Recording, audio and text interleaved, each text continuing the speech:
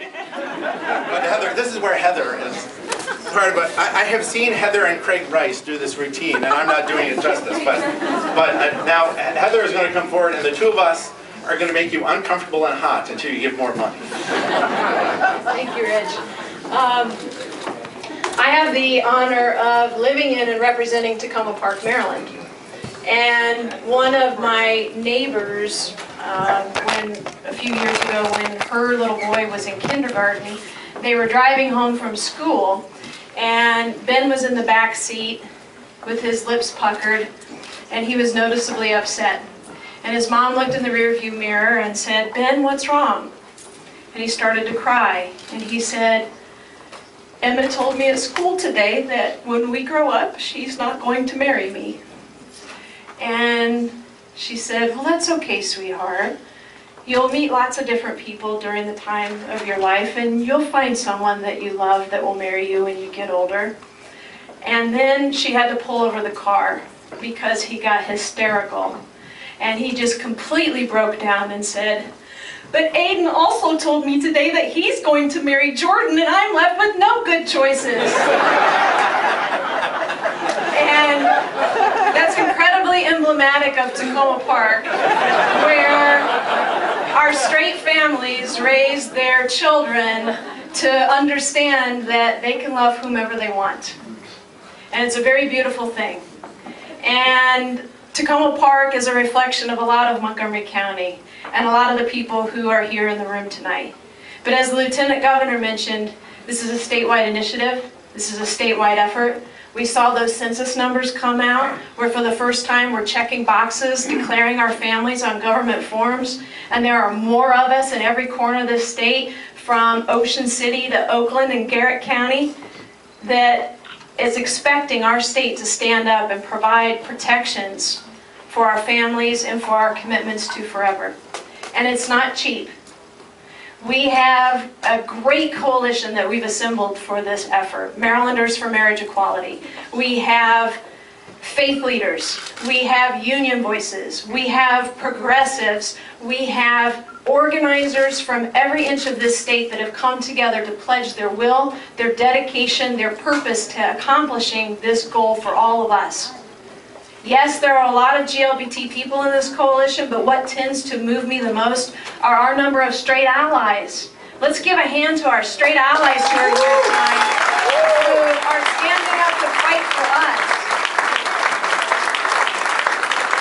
And the work that they are pledging to do day in, day out for these next 18 months is going to cost a lot of money. We're not going to hope and pray that we get this done. We don't expect that it will happen because we have an event and we have supportive politicians give moving speeches about it. It's going to happen because these dedicated volunteers and workers and organizers are going to be in targeted communities across the state, talking to people who agree with us and disagree with us, finding new allies to sign their names on cards, pick up the phone and put pressure on their legislators. We had, in the middle of the campaign last year, the National Organization for Marriage pledge $1 million specific to Maryland to defeat any person who is conservative who would come to the side of marriage.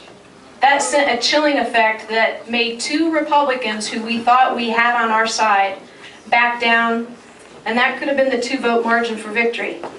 The other side isn't afraid to put the money up, folks, to put the money up to make sure that they win. We can't let fear win. Love is going to prevail in this fight, and it has to prevail from our hard work, our dedication, but also from our pocketbooks. We have to give until it hurts. And part of it is asking all of you to give more here tonight.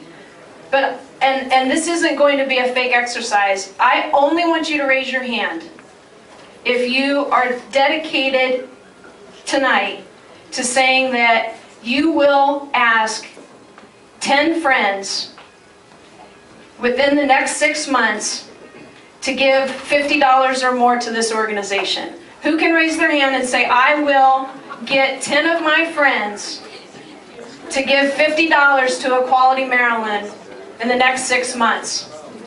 And I keep your hands up. Keep your hands up, because I want you to look at each other. I want you to look at yourself, and I want you to look at each other, and I want you to hold each other accountable to this. When you say that you're going to do this, it's because you mean it. Okay? Now, I see lots of hands up in this room. If anyone can do the math, I think we just raised a few more $1,000s tonight. But it's got to be this way, folks. It can't be that we're raising this money tonight and then we forget about it and move on and expect others to do the work. We have to keep working. We have to keep raising money. We have to keep growing our support network. And it will begin by raising and writing more checks tonight. But I think the biggest contribution we can make going out of here is the ripple effect of the contagious energy that we will have in talking to our friends, our families, our neighbors, our congregation, the folks we go to church with, and asking them for support as well. These resources are so critical to our effort. And on behalf of Equality Maryland and our entire GLBT caucus, who is working day and night to make sure that this happens, we can't thank you enough. The fight begins tonight, and we are going to really make sure that this happens in 2012.